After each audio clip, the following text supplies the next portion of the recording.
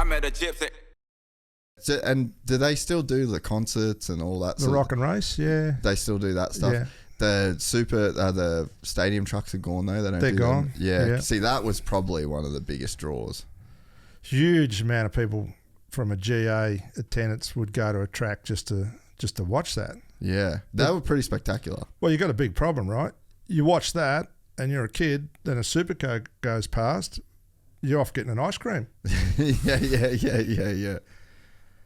Right? It just looks boring.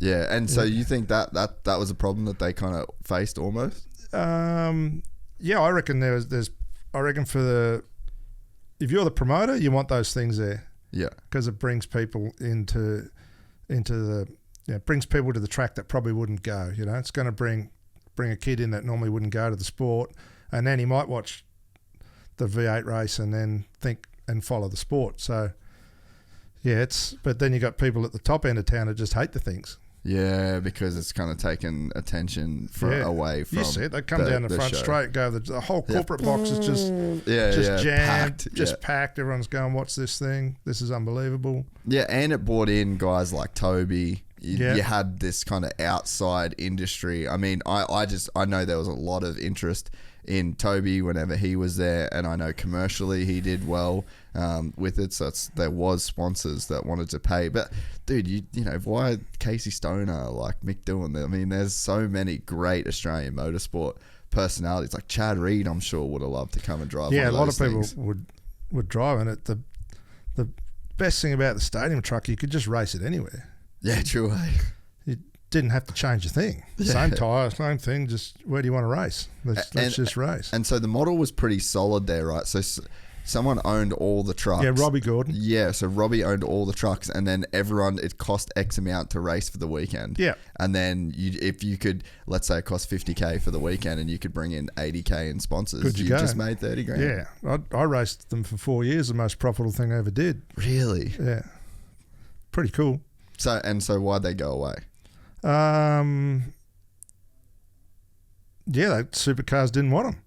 Okay. This seems silly. And then when they did work out they needed them, they'd all been shipped back to America. That's just basically what it is. The new owners of that bought supercars, that just wasn't on their radar. That is crazy. Seems like an oversight. Well, they'll obviously. It's either an oversight or political. Or ignorance. Yeah, true, eh? Yeah.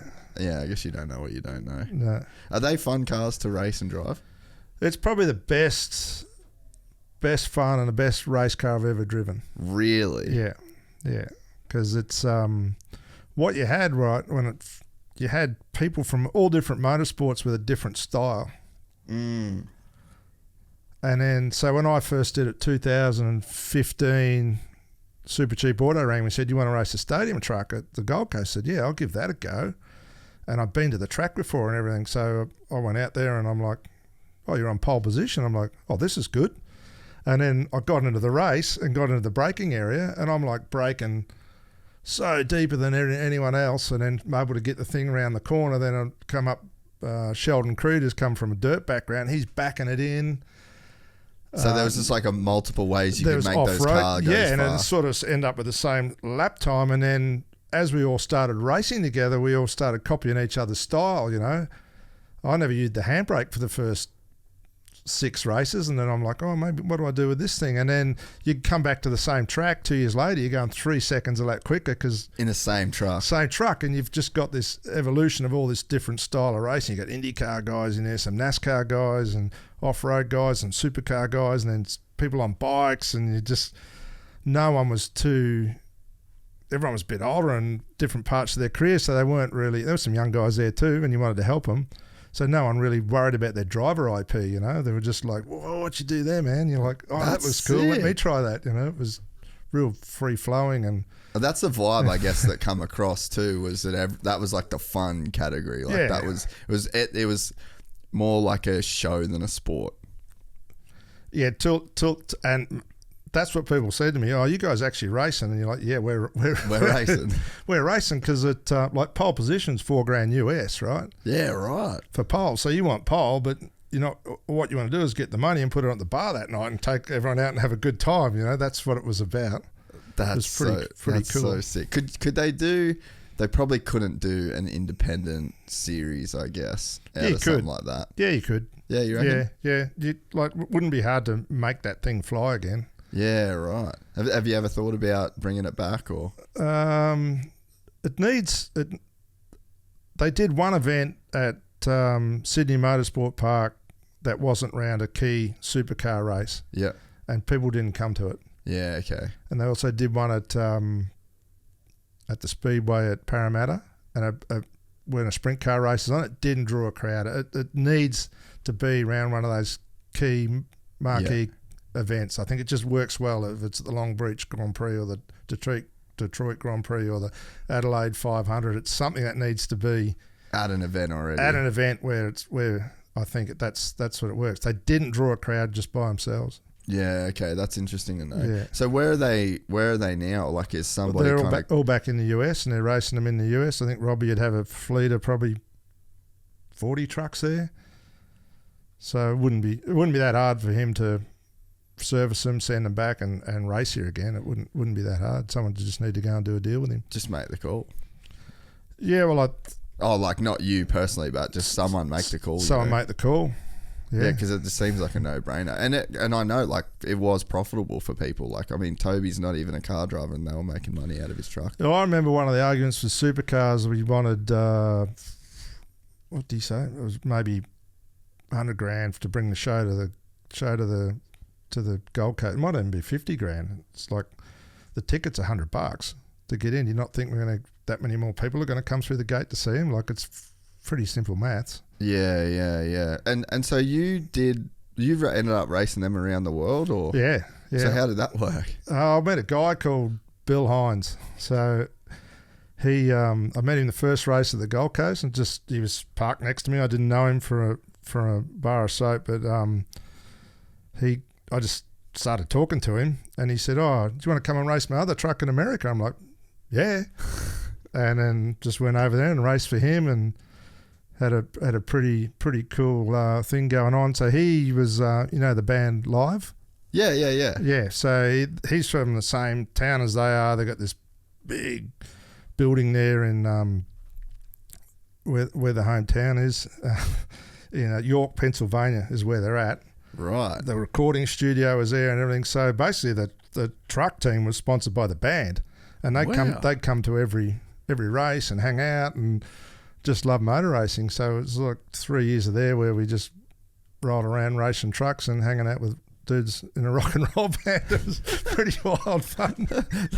That's unreal. That's such like a weird serendipitous thing to happen. Yeah, it's pretty funny. And so what events did they race, and what towns and cities and stuff did you race? So either most of the race was supporting IndyCar. Yeah. So the Long Beach Grand Prix, Detroit Grand Prix, St. Petersburg.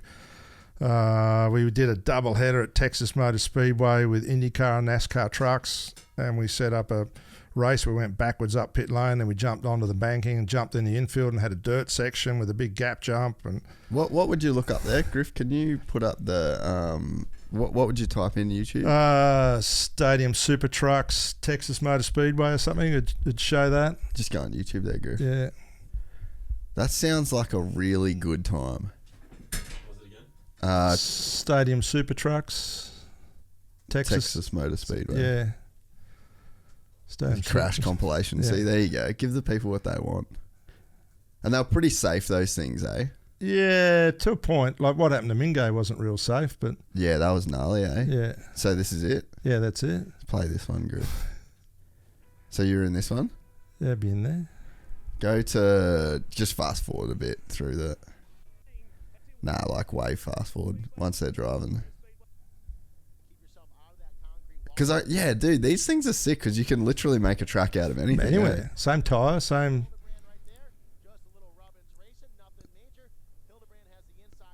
Were they like that? So they were fun to drive, eh? Oh, yeah. Like easy to drive? Yeah. That's me there in that truck in the front there. Yeah, right. And so they ended up becoming a bit of like a driving style, eh? Yeah, you watch all different things happen.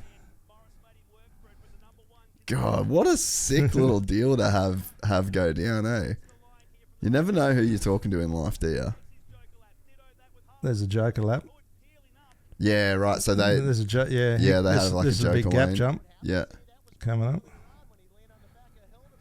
The cool thing was you could swap the body in about 5 or 6 minutes. Yeah, right. Yeah, so you'd always have a spare truck. Like, there's probably 10 trucks racing there. There's probably 3 sitting back in the pit. So if you have a problem, you just swap your body onto another truck. Yeah, I mean, this is super, super cool. That's so rad. So there's none of them left in Oz. How different are they? Oh yeah, that's Matty Brabs. Oh yeah. Pause that, Griff. How different is that to drive to like what Toby would race at Fink and that? Probably. It's just a smaller version of that, right? Yeah. So it's probably about 300 less horsepower, and they're quite compact. It'd be a lot smaller, but yeah, similar sort of thing. That's similar. If you enjoyed this content, please like and subscribe. And to listen to the full 3-hour podcast, search Gypsy Tales in your favorite podcast platform or click the link in the description below. Gypsy Gang.